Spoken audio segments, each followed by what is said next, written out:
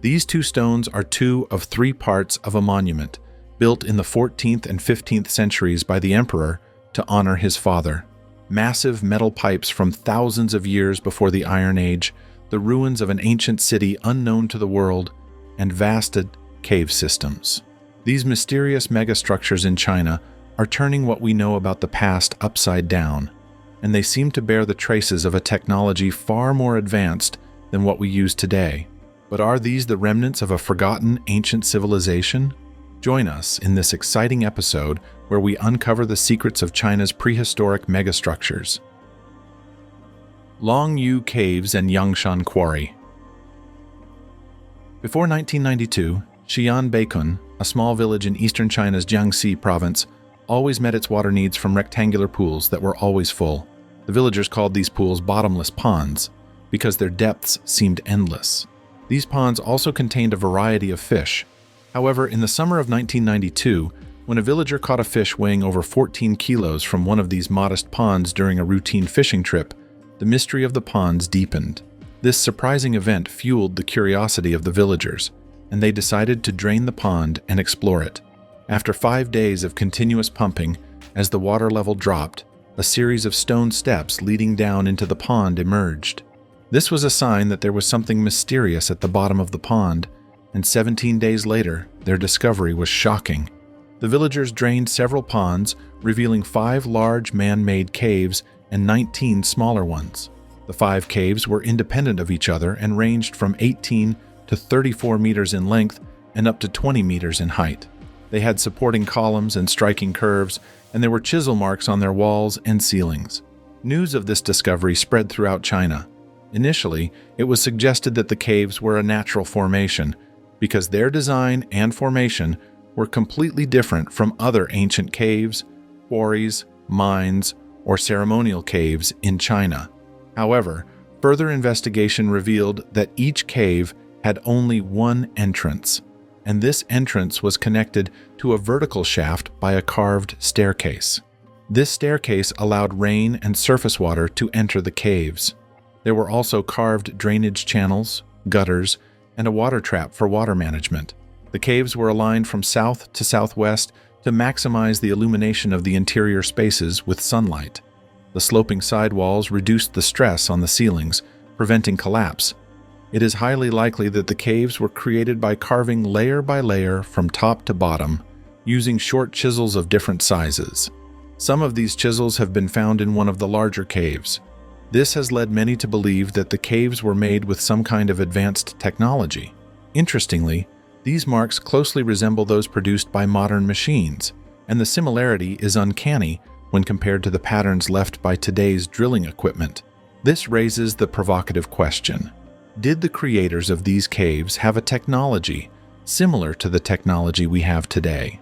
The mystery of who created the Longyu Caves, when, and why has puzzled archaeologists and academics since their discovery. There are few historical records and concrete evidence to answer these questions. Although a 19th century Chinese poem offers some clues, what is known is very limited. Archaeologists have found glazed clay pots dating back about 2,000 years to the Western Han Dynasty in the alluvial soil on the cave floors. This suggests that the caves were built much earlier. Estimates suggest that carving these caves would take centuries without advanced technology, not to mention the intricate cutting and decorative work.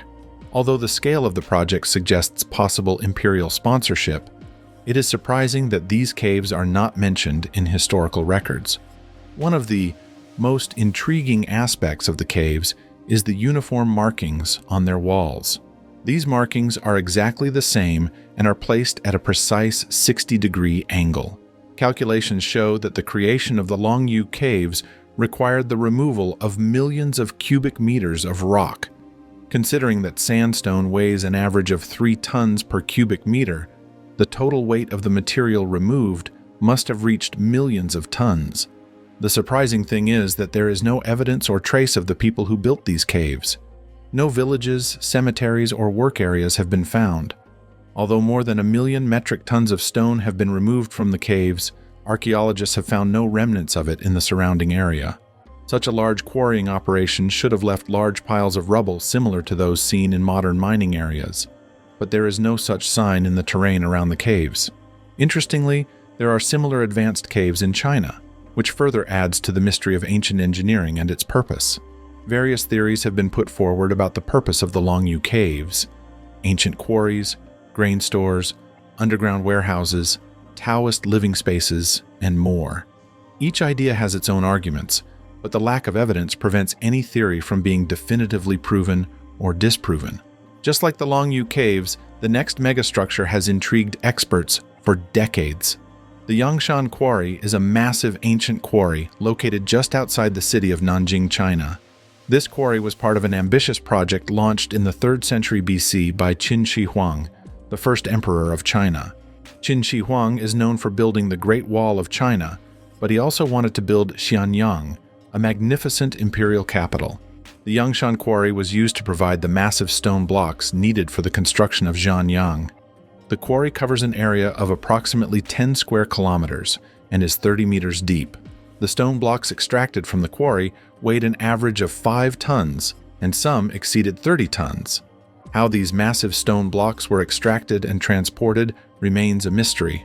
According to some theories, bronze tools and cranes were used to extract the stone blocks. Their transportation was done with the help of thousands of workers and animals. One of the most impressive features of the Yangshan Quarry is the precision with which the massive stone blocks were cut. The stone blocks are so evenly cut that it is not even possible to fit a piece of paper between them. This demonstrates the mastery of the ancient Chinese in stonework. The Yangshan Quarry is a masterpiece of ancient Chinese engineering and symbolizes the power and ambition of China's first emperor. The quarry was also the source of the stones used in the construction of the Great Wall of China. Today, the Yangshan Quarry is open to tourists and is one of the most popular tourist destinations in China. Visitors have the opportunity to see the massive stone blocks and examples of ancient stonework up close. The quarry is also a great place to learn about ancient Chinese history and culture. The mystery and grandeur of the Yangshan Quarry continue to fascinate visitors. This ancient quarry is an important part of China's rich historical and cultural heritage. Mysterious Yangshan Quarry. This ancient site is full of puzzles that shake our understanding of old-world engineering. This quarry, which for centuries provided the stones that built Nanjing's magnificent buildings and monuments, now stands as a historic treasure. It is particularly famous for a massive stele sculpture left unfinished in the early 15th century during the Yongle Empire. In 1405, the Yongle Emperor, son of Hongwu, ordered the carving of a massive stele sculpture in this quarry for his father's tomb, the Ming Xiaoling Mausoleum. The plan was to create 3 separate pieces: a rectangular stele base, a stele body, and a dragon-designed stele head. However, after most of the stone cutting was completed, the architects realized that it was impossible to transport such large stones from Yangshan to Ming Xiaoling and place them properly. The project was abandoned, and the massive half-finished stele sculpture was left in the quarry. This stele sculpture was a major project on par with the emperor's other ambitious ventures, such as Zheng He's launching of the treasure fleet and the construction of the Forbidden City in Beijing. Today, the 3 large pieces of the stele sculpture still stand in the quarry, only partially carved from the mountain rock. The stele base is a massive slab 30 meters long, 13 meters thick, and 16 meters high, and at 16,250 metric tons, it is the largest known hand-cut stone. To understand the magnitude of its size, consider this. It is 13 times heavier than the 200-ton stone found in Baalbek, Lebanon, the largest megalithic block in the world. The nearby stele body would have been 48 meters high when fully erected and is 10 meters wide, 4 meters thick, and weighs 8,799 tons. The stele head is equally impressive, measuring 10 meters high, 20 meters wide, and 8 meters thick, and weighing 6,118 tons. Imagine the challenge of cutting, extracting, and transporting a stone as large as the one at Yangshan Quarry. Even with today's technology, no matter how many cranes and heavy machinery we use, it would be impossible to move a 16,000-ton block. This raises the fascinating question: what kind of technology did ancient people have to move such large stones? The Yangshan quarry is not an isolated mystery. Apparently, millions of tons of rock have already been moved, leaving behind high, smooth walls that don't match traditional quarrying methods. This shows that the people who worked here had incredible skills and technology to move these giant blocks. But that's only part of the puzzle. The methods used to cut and shape the giant stone are equally astonishing. Beneath the block are large, square holes, probably made to help lift and transport the stone. The precision of these cuts and the smooth surfaces left behind show a mastery that seems far beyond the skills we believe ancient civilizations possessed. The flat and precise indentations in the massive stone block demonstrate a mastery of stone that seems impossible for any ancient civilization we know of. The weathered surface of the block suggests it could be much older than the estimated 8,000 years. This quarry, along with other massive structures nearby, seems to be part of a larger complex. One of these structures has perfect square cavities carved into the rock, something that couldn't have been done with bronze tools. The precision of the 90-degree angles and the detailed removal of the material baffle modern researchers. Even more surprising are the giant protrusions on these structures. According to legend, workers at Yangshan Quarry faced a terrible fate if they didn't meet their daily quota of breaking at least 33 Shen stones.